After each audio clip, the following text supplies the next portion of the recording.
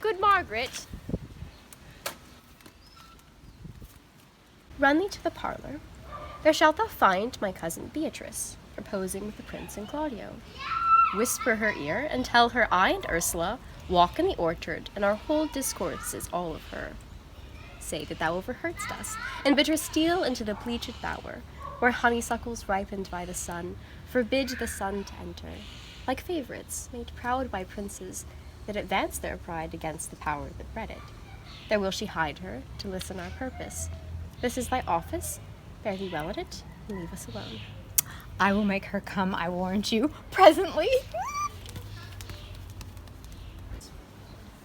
Now, Ursula, when Beatrice doth come, as we do walk this alley up and down, our talk must only be of Benedick. When I do name him, let it be thy part to praise him more than ever man did merit. My talk to thee must be of how Benedick is sick in love with Beatrice. Of this matter is little Cupid's crafty arrow laid, that only wounds by hearsay. Now begin, for look where Beatrice like a lapwing runs, close by the ground in your conference. The pleasantest angling is to see the fish cut with her golden oars the silver stream, and greedily devour the treacherous bait. So angle we now for Beatrice, who even now is couched in the rosebush coverture. Fear you not my part of the dialogue. Then go we near her, that her ear lose nothing of the full sweet bait we lay for it. No, truly, Ursula, she is too disdainful. I know her spirits are as coy and wild as haggards of the rock. But are you sure that Benedick loves Beatrice so entirely? So says the prince and my betrothed lord.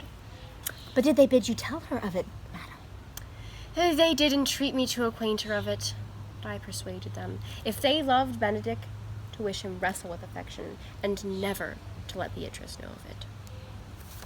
Why did you so? Doth not the gentleman deserve as full a fortune in a bed as ever Beatrice did couch upon? O God of love, I know he doth deserve as much as if he yielded to a man. But nature never framed a woman's heart of prouder stuff than that of Beatrice. Disdain and scorn ride sparkling in her eyes, misprizing what she looks on, and her wit values itself so highly that to her all matter else seems weak. She cannot love, nor take no shape nor project of affection, she is so self-endeared. Sure, I think so. And therefore certainly it were not good she knew his love. Therefore she makes sport of it. Why, you speak truth. I never yet saw a man, how wise, how noble, young, how rarely featured, but she would spell him backward. If fair-faced, she would swear the gentleman should be her sister.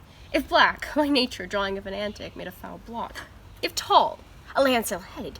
If low, an agate very vilely cut. If speaking, why a vein blown with all winds. If silent, why a block moved with none. So she turns every man the wrong side out, and never gives to truth and virtue that which simpleness and merit purchaseth. Sure. Such carping is not commendable. No, not to be so odd and from all fashions as Beatrice is. Cannot be commendable. But who dare tell her so? If I should speak, she would mock me into error. She would laugh me out of myself, press me to death with wit. Therefore let Benedick, like covered fire, consume away in sighs, at least inwardly. It were a better death than die with mocks, which is as bad as die with tickling.